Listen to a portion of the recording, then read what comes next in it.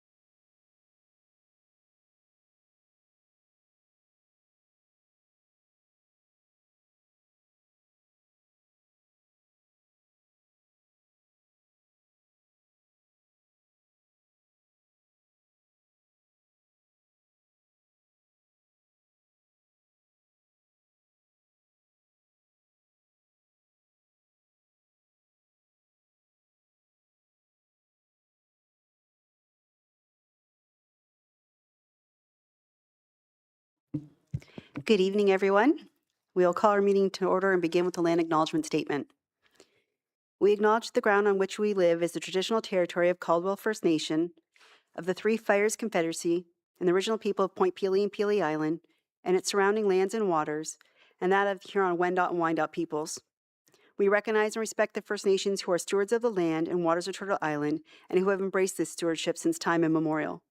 We would also like to acknowledge the contributions of other nearby First Nation communities and all original people across Turtle Island. We'll now have a moment of silent reflection, followed by the playing of our national anthem.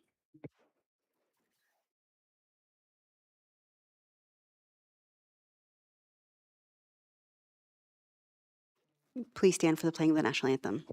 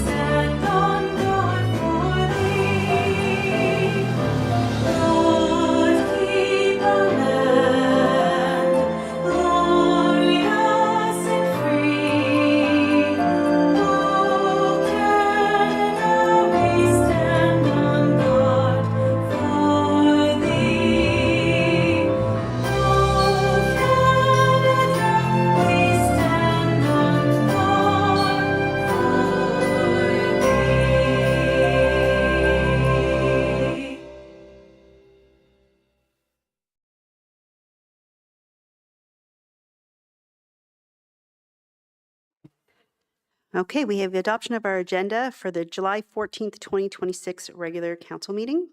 I get that adopted by Councillor Richo Spagnolo and support by Councillor Carrick. All in favor? And that carries. Any disclosures of pecuniary interest? Okay, there being none.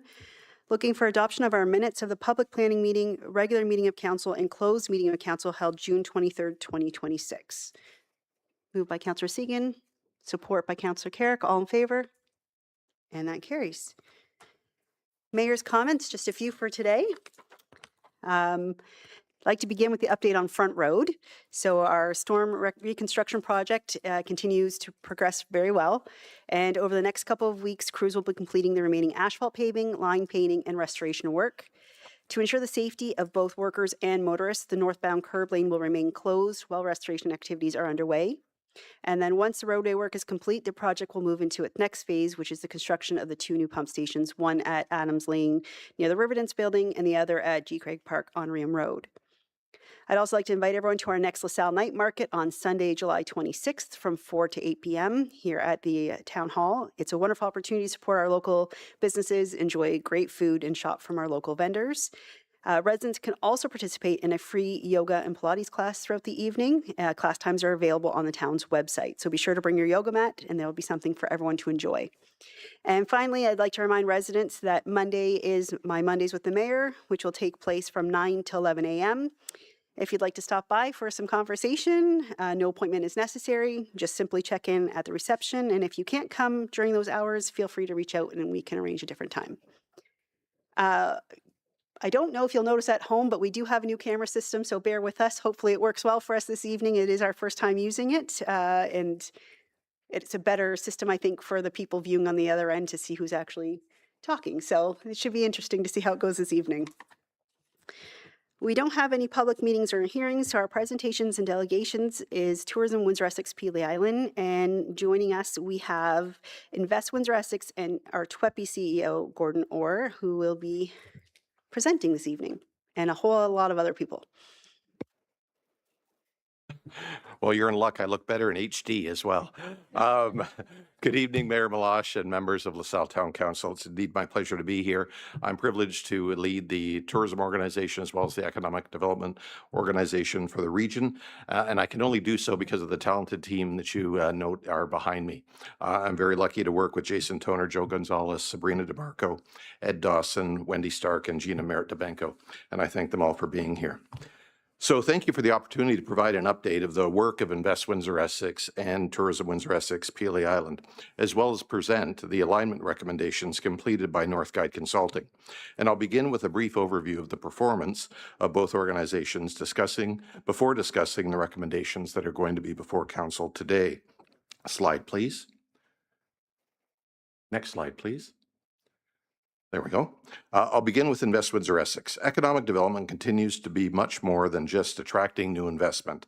It's about supporting existing businesses, fostering entrepreneurship, and positioning Windsor-Essex for future opportunities. Next slide, please.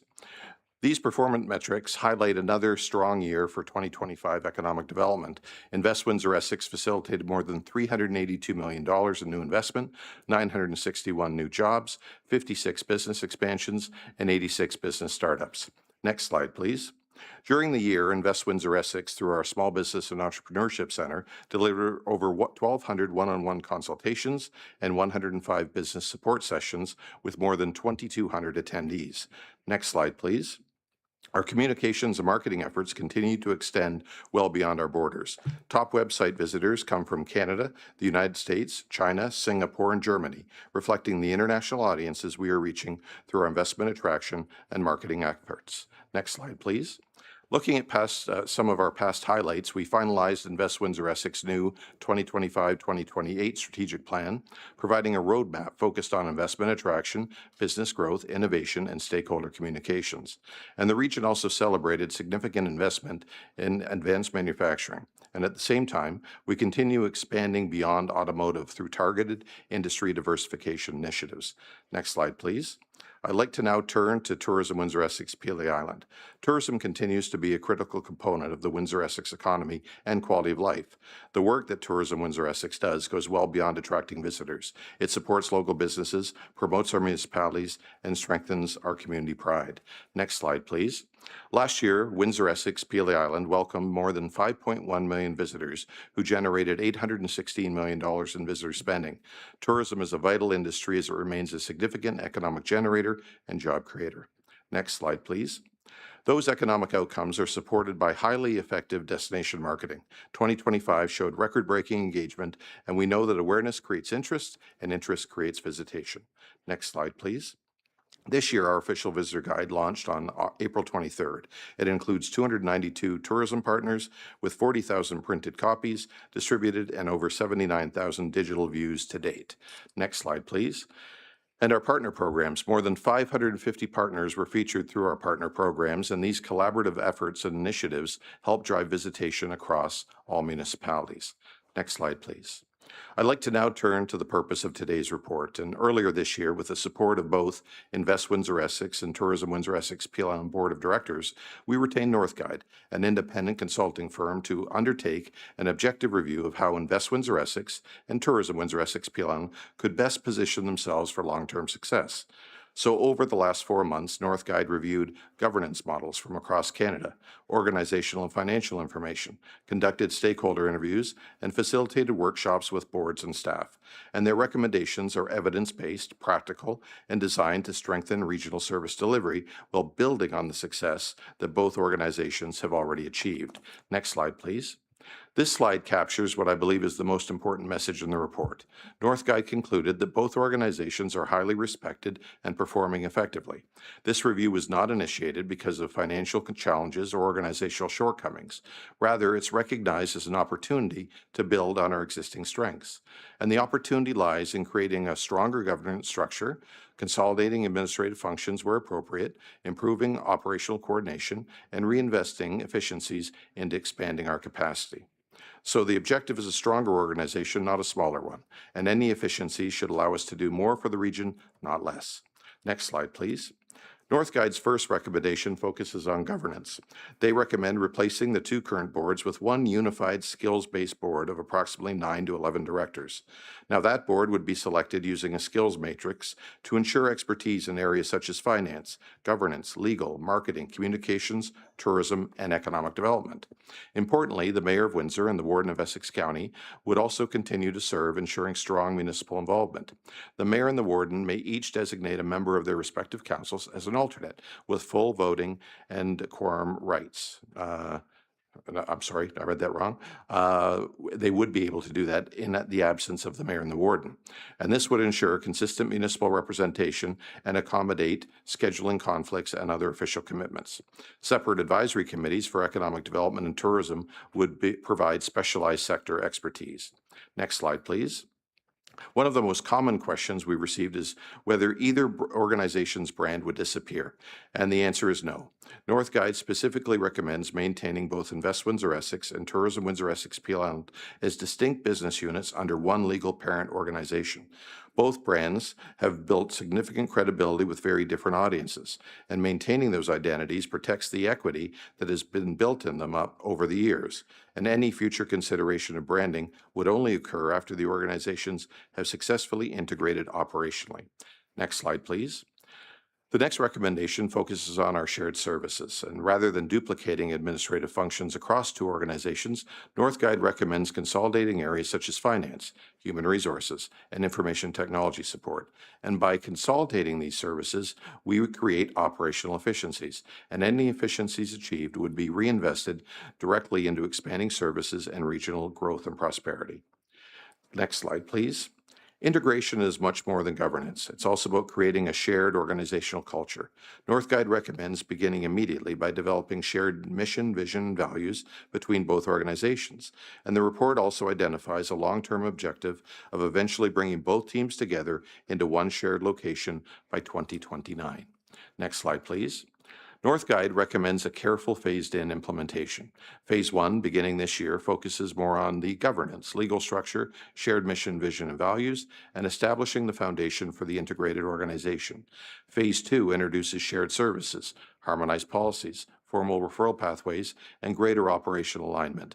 And Phase 3, extending through 2029, considers that shared space, a future brand review, and governance assessment after 3 years. So this phased-in approach minimizes disruption, while allowing each milestone to build upon the previous one. Next slide, please. Successful integration depends on strong communication and staff engagement, and the report recommends direct communication from leadership, consistent messaging to our funders and stakeholders, and involving staff in designing the future organization. The objective is to build a stronger organization by investing in the people, not by reducing capacity. Next slide, please. Ultimately, success will be measured by our outcomes. Success means a unified board, providing stronger strategic oversight. It means streamlined operations, allowing resources to be directed towards programs and services. It means staff working collaboratively within a shared culture built around common mission and values.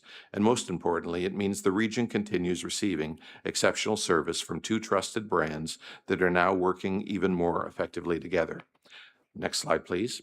In closing, there we go. Next, in closing, I'd like to thank the Mayor and members of Council for your continued partnership and support with Invest Windsor Essex and Tourism Windsor Essex Beyond.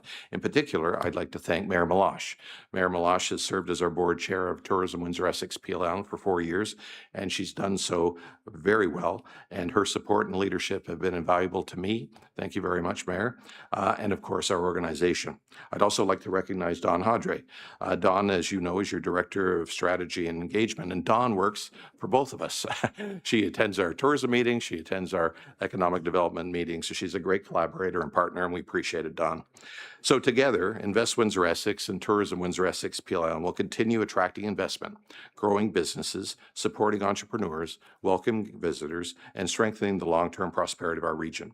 So the North Guide recommendations represent an opportunity to build upon that success and deliver even greater value to our municipalities, businesses, residents, and visitors.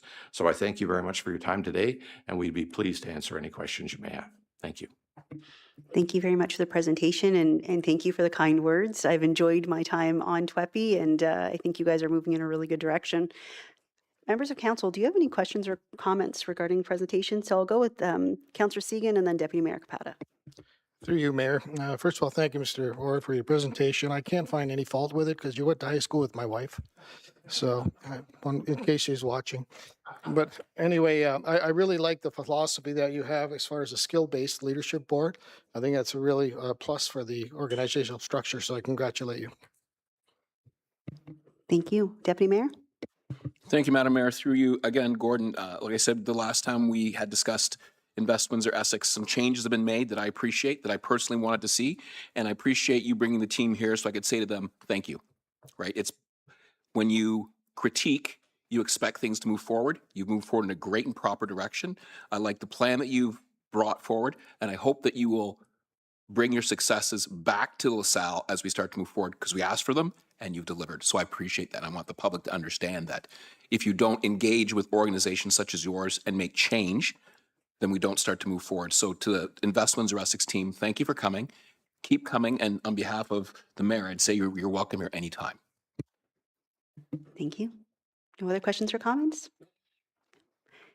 That's it. Thank you very much for visiting us this evening, and I look forward to the next steps. Thank you. Moving on to our staff reports, correspondence for council's action. We have item 1, which is grub damage at Vollmer Outdoor Sports Fields. And I will turn that over to our Director of Public Works, Mr. Osborne. Thank you, Mayor Meloche. Gonna share.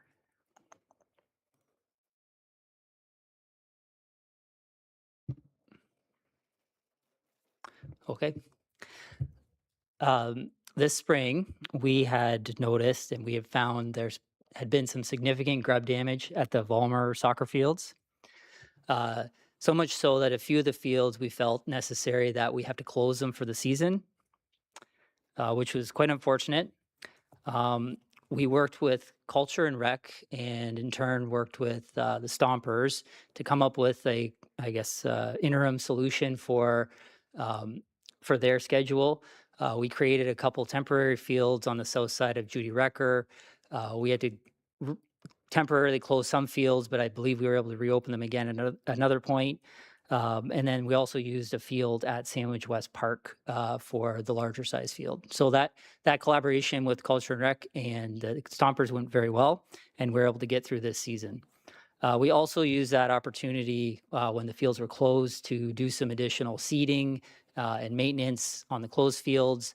That seems to be coming along well, and in hopes to have those as good as they can be for next year.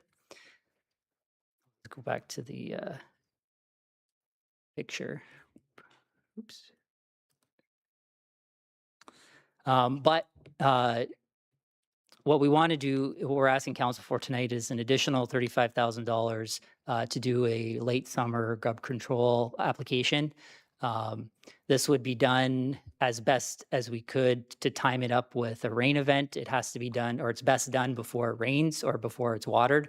We don't have irrigation there, so we have to try to time it up with the rain.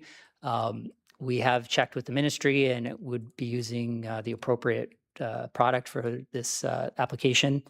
And then likely in 2027, we're feeling it would be best to do another spring and fall, or spring and late summer application. We're not asking for approval for that tonight. That would be something that you may see in the 2027 budget process. So for tonight, just we're asking for the $35,000 from the tax stabilization reserve to do this one late summer application. And I'm available for any questions. Thank you. Councillor Carrick.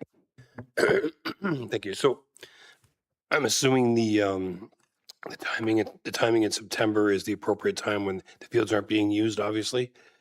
And how long would this need to take? Would they be closed down for the whole season, or would it be just a short term?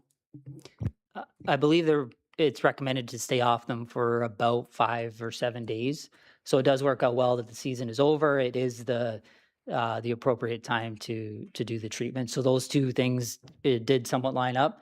But I think we'll try our best to keep people off the fields for those 5 to 7 days. If someone's walking around on it, I don't think it's the end of the world. It's just like bigger, heavier use is not recommended immediately after application. Okay, thank you. I don't know that we don't have a choice in the matter. We've got a huge investment down there, so I'm okay. Thank you.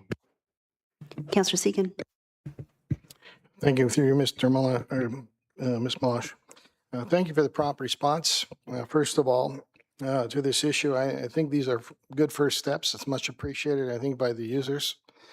I think, though, once and for all, I think we need to really look at irrigation, because even if we have to tap into the reserves to do it at some point, because without the proper irrigation, you don't have the strength of the growth of the grass, which makes it much more difficult for the grubs as far as infestation. So I think, when you look at infrastructure for the town, this is one area that I hear a lot about. And I would suggest that council in 2027 take a serious look at what we can do to make that feasible. And I know it would be expensive, but I think it's necessary for the long term. Thank you.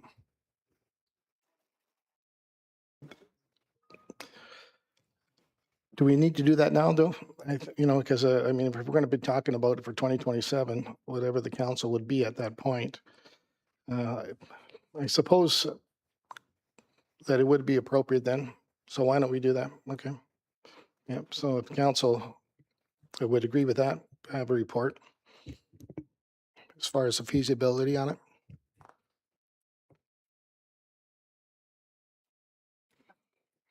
Okay, so moved by Councillor Segan, support for a report back to budgets on the ability to do irrigation at the Volmer. Go ahead. Sorry to interject, but I'm not sure if we technically have the capabilities of determining what an irrigation system would look like there. We had one done, I'm going to say probably 15 years ago or so. At that time, the price tag was somewhere around $1 million, $1.2 million, give or take. And at that point, our field condition was in a situation that it was thought best not to spend those dollars at that point. But we had a third party come in and do that analysis for us. So obviously, we don't have a budget to go in and do that work, to do the actual engineering work that's required. So if you want us to do that, you're going to have to give us direction to go out and retain someone to go and do that work to report back to council. I would propose that we do that.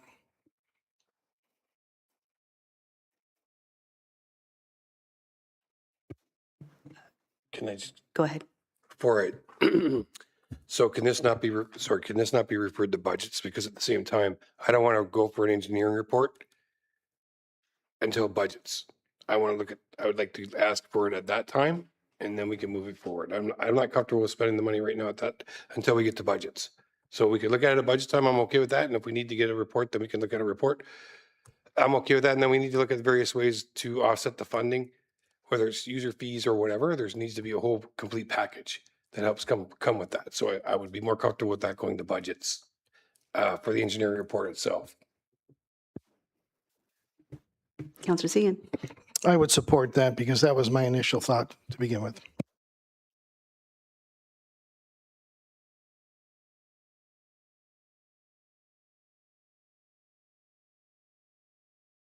So we have a mover, and do we have support? Councillor Carrick, all in favor? That carries. Any other questions on grub damage before we move to the next recommendation on this? Deputy Mayor? Thank you, Madam Mayor. Through you, just a quick question on the chemicals or what we're going to be using there. I love to take my dog out there, and some of the stuff that I'm able to buy at Home Hardware, Home Depot, I wouldn't walk my dog on the field. So just for the public that's watching and children on the field, things like that, would it be applying? I know you've said that it meets the environmental standards, but just for our own consumption, so we know what we're putting on our fields where people by default will walk and play. Yes, thank you for the question. It is a residential use product, from what I understand. I'm not sure of the specifics as far as what the required notification and signage is. Whatever that is, we'll carry that out. And I know typically when these products are applied, it is really within 24 hours. Typically, you're pretty much good to go back on it. But we'll follow whatever recommendations are come along with this product. So just supplemental. So again, if recommendations are signage and things of that, municipality will do that and everyone will know, everyone will see. There'll be no surprises of we're going to have a picnic on this ground and all of a sudden my towel or my blanket turns a different color for the stuff that's on. I just want to make sure that we're sure on that. Yes. Thank you, Your Worship. Any other questions or comments? I have one. After the initial application, are we going to see any improvement following it? Or how do we know it's working before we go into budgets and approve more? Like, what's the process? This application is our best effort. It's by no means a perfect solution. We won't know right away. I don't think we'll know till spring. So it's really the idea of doing 3 applications is that when we do the first application, it won't be 100% effective. Even when we do the second, it won't be. So the idea of get one in there this year to get started on it, do 2 applications next year, and in a way hope that that's sufficient enough to eradicate it. But it's really kind of in a way a rough probability game, and that's really the best we can do. So I assume we've already been communicating with our user groups that they'll experience the same type of scheduling next year with same closures? It's possible. It may be that the grubs don't come back in the same way. So grubs exist there and then they go away. They may or may not come back. If we don't do anything, I don't think any of us would feel the greatest about that, knowing that they were as bad as they were this year. So we should do something. But if the fields do respond and the grubs do not come back in the same way, we would adjust the field usage with the user group and culture and rec as required. If we're able to go back to normal, we go back to normal. But in the back of our heads, I think we'll have this plan be kind of on the ready like we did this year. Last question, looking at the pictures, is there not going to be restoration work that's going to need to be done that's maybe not currently budgeted for? There's with what we did this year, the grass in the brown areas, that was all reseeded and it actually is looking better. It's not as good as it was before this, but at this point, when we come back with the 2027 budget, we're going to take into account these applications. I believe, off the top of my head, I believe there's enough with what we have in the budget to do the restoration we need to do. If not, we would make those minor adjustments at the 2027 budget. But I think it's fairly close to being able to take it. Thank you very much. No other questions. The recommendation is that the report of the manager of roads and parks dated May 27, 2026, PW-2026-26 regarding grub damage at Vollmer outdoor sports fields be received, and that an additional $35,000 be allocated from the tax stabilization reserve to complete one application of grub terminator across the Vollmer sports field complex in September of 2026. Do I have a mover? Moved by Councillor Segan, support by Councillor Carrick. All in favor? And that carries. Our consent agenda has 8 items. Does anyone want to pull any of those 8 items out and speak to them directly? If not, a motion to receive all 8. Moved by Deputy Mayor Capata, support by Councillor Segan. All in favor? And that carries. Committee matters. We have our County Council highlights from June 17th, 2026. Any questions or comments on that? A motion to receive? Moved by Councillor Richo Spagnol, support by Councillor Carrick. All in favor? That carries. Any questions or statements by council members? Councillor Segan? Thank you, Mayor Melash. I had a number of calls. I'm sure many of our councillors did regarding the Essex Power, as far as the issues of the effect it had on our residences. I just feel that it's not sustainable what's happening right now, and unless this is a blip of some sort. But certainly the residents have indicated their displeasure to me with regarding that. I remember there was one back in March as well. And even in my own household, we lost almost just a little under $1,000 worth of food and so forth. So it's very costly, and I'm just hoping that there has been some plan to take care of this problem in this area, because it seems to be getting worse. My 33 years here, I haven't seen it like this. Even in my household, it was 19 hours without power. And I know that we're a resilient bunch here in LaSalle, but it gets difficult for the residents. So I'm hoping that there's something that's communicated and worked with Essex Power in order to really take a look at the way the system functions in order to address the needs of LaSalle residents. I can speak quickly on that as my role on Essex Power, and I will say this storm did a lot of damage. It took down a lot of power lines, and a lot of the restoration efforts were actually outside of the Essex Power territory. So until those were able to come back line, we weren't able to supply power to the town of LaSalle. The flickers we're getting these next week or two have been a lot to do with branches that are still falling. The second they hit the line, the power goes out. If it falls off, the power restores. If it doesn't, a message is sent to Essex Power and they come out to investigate what's causing it. We're also seeing a lot of issues where they're going back now and they're repairing a lot of lines that were damaged. And so we're seeing these other, I think we said, I don't know if it's today or yesterday, I can't remember which day, 2 neighborhoods had no power for about 20, 25 minutes just because they had to turn it off to do the repair and then restore it. We did have a presentation from Essex Power a couple years ago, 3 years ago, 4 years ago. 2025, where they did come and present about what work they're doing in the community. We could ask them to come back again and talk about the efforts that they've done. They've increased the tree branch trimming, the natural areas, to try to pull them as far away from the lines as possible, because a lot of our, I know it's a joke on Facebook, but a lot of our power outages are due to wildlife. And so we need to find ways to kind of combat that problem as well. But this current significant outages that we're having really still is playing from that power outage that we all experienced during the storm.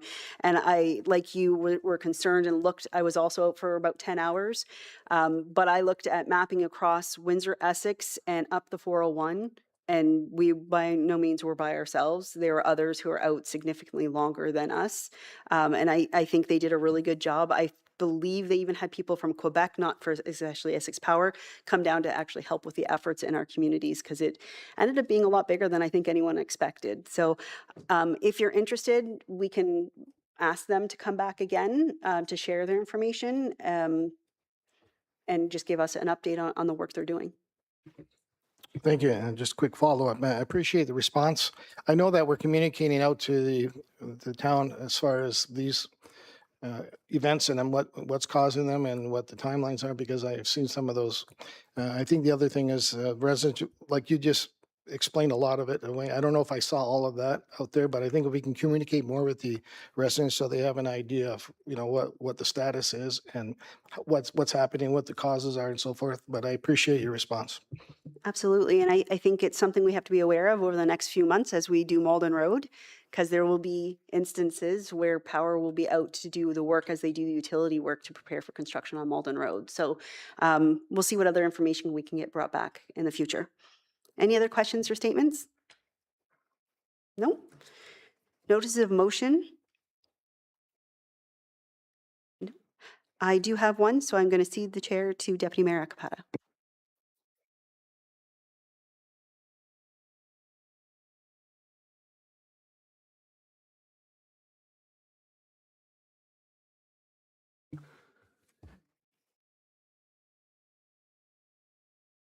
Thank you. I'll call you, Councillor Meloche, for this to make sure there's no conflict of interest. So I understand that you have a notice of motion. Would you read your notice of motion, please, ma'am? Thank you. So I can read it and give you an update if you need any information further to what's there. Whereas the town of LaSalle has a longstanding tradition of recognizing individuals and families who contributions have helped shape our community, and whereas the Demore family has played a significant role in the growth and development of the area surrounding Sandwich Park, therefore it be resolved that Sandwich Park be renamed to Demore Park in recognition of the family's contributions to the town of LaSalle, and that administration be directed to undertake all necessary actions, including the preparation and installation of new signage to implement the name change as part of the park improvements scheduled for this fall. I don't know if you need any more information. No, I'll look to my council colleagues who are moving or seconded before we have discussion on this motion. So moved by, in this capacity, Councillor Meloche, seconded by Councillor Riccio Spagnolo. Open the floor to discussion. Councillor Carrick. So, I'm in favor of the change. Just, it's unfortunate that we have to lose the word Sandwich West Park, but I understand that, because I grew up when it was Sandwich West here, so losing the name anytime is a little tougher. But at the same time, this person and this family made incredible investments into our community and in that region or in that area. So I'm in support of the change. Thank you. Councillor Riccio Spagnolo. Thank you, through you. I too am in support of this notice of motion. I believe that the Demore family and anyone who has made significant contributions in our community deserves a naming right of some sort. So I too support this. Looking to my council colleagues for any other further discussion or comments. Seeing none, there's a motion on the floor. It's been moved and seconded. All in favor of the motion? Opposed, if any? That motion's carried. I cede the chair to you, Mayor Meloche.